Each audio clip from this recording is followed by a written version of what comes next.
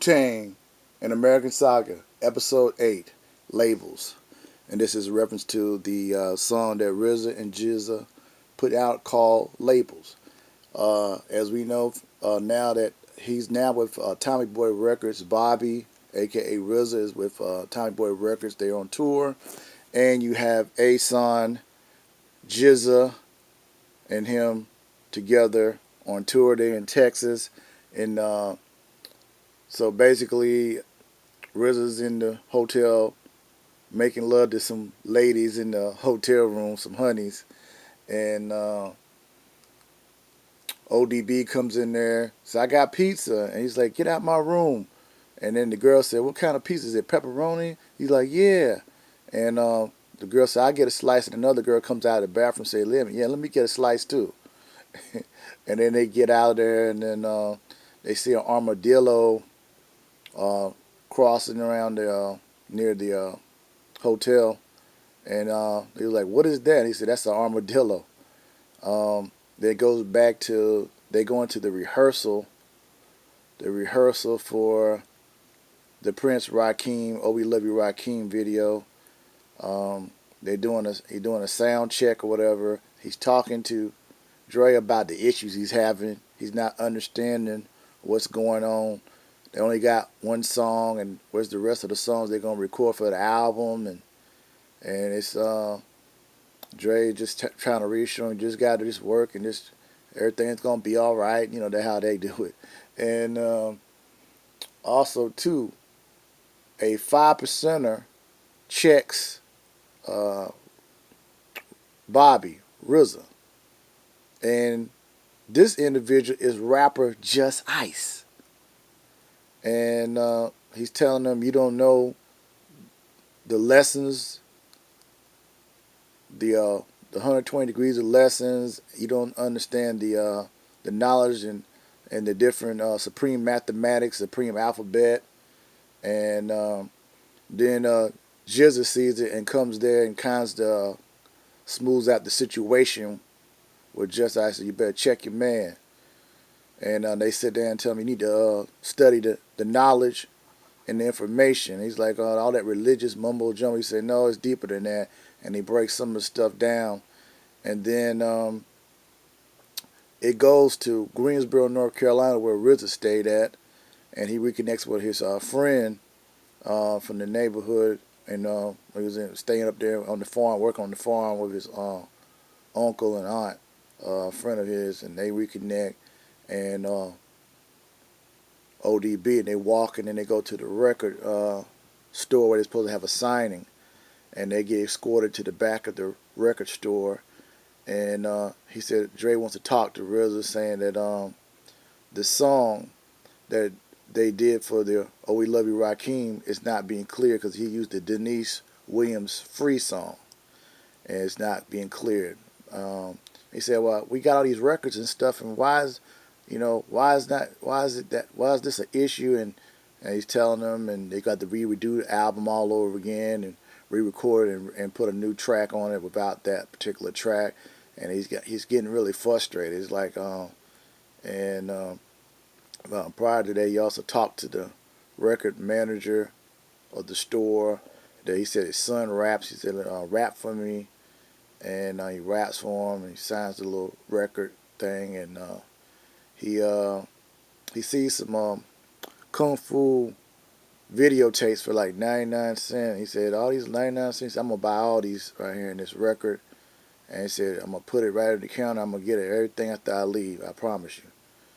And so Dre's telling them that they got to confiscate all the records, and they just going to sign some posters or some type of stickers or something.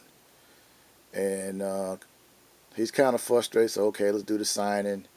Then he goes back to, they go to a radio interview, and who happens to be in that lobby is Naughty by Nature. I was like, wow. So Naughty by Nature was in there, and they talking to them and stuff, and they get ready to do the radio interview, and tell them that he couldn't cuss on the radio, but the radio promoters told him you couldn't cuss on on the show, and him and Genius are talking about what's going on with the label. Why this is not going right? Things are not going right. It's a lot of internal conflicts that's not being you know solved. It's certain issues. And him and Gene said, "Well, we're just gonna work through it. We're gonna make it work. We're gonna make it work." And it goes from there to the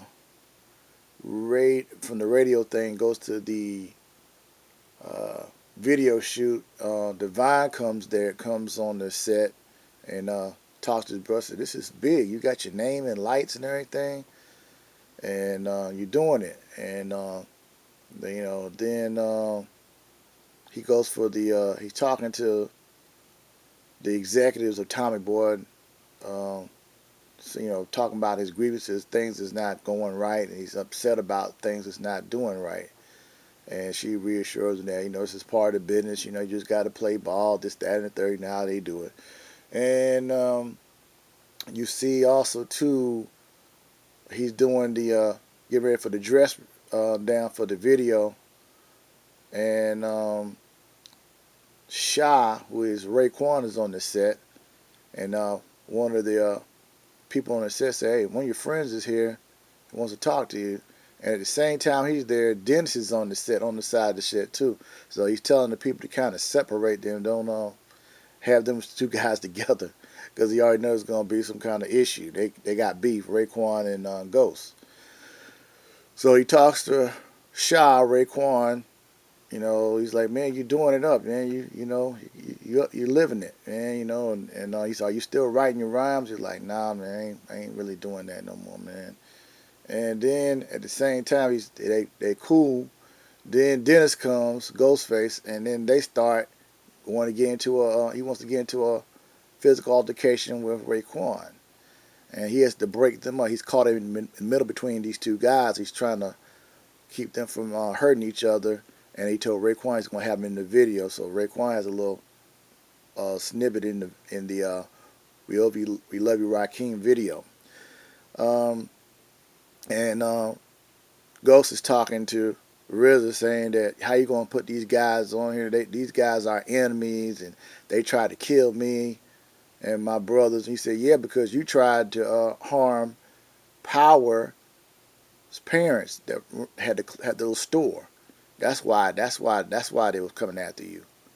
And he's like, "Man, I'm out here on the street hustling. You out there playing in this music thing, and I'm out here trying to feed my family, this, that." And they're going back and forth, and